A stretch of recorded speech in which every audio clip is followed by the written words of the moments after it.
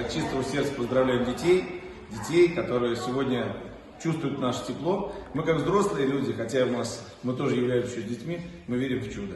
И я, конечно, сегодня как директор корпорации, как депутат Государственного совета Республики Татарстан, как просто человек, живущий в Зеленодольском районе Республики Татарстан, Российской Федерации, хочу сказать, что от нас многое зависит. И мы должны не забывать вот эту частичку сердца, доброты все время передавать и поздравлять детей, взрослых. Есть возможность, если есть у тебя такая возможность. Я сегодня вот с такой почетной миссией был в школе и постарался передать этим детям ту теплоту, которую тоже хотел бы поучаствовать. И сказать добрые слова. Потому что дети это ждут, как и мы же взрослые. Так что с наступающим Новым годом. От чистого сердца, ребят, чтобы на память нам, да?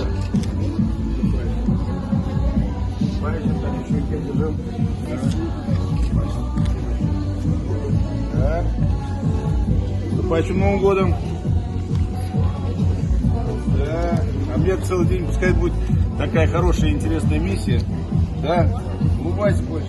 Александр, вам огромное спасибо от всех наших детей, Спасибо. от родителей, за то, что за тепло, за участие, которое вы принимаете в жизни, за то, что вы От сегодня каждого. устроили маленький праздник для наших ребят, а все наши дети верят в чудеса. Спасибо вам за поддержку, удачи вам. Спасибо. Да, в наступающем новом году вам здоровья, вам, вашим близким, Спасибо. и, конечно, Вам. успехов в вашем таком, да, очень важном для всей страны, для наших детей. Спасибо вам, преподаватель, вам, директор, преподаватель состава.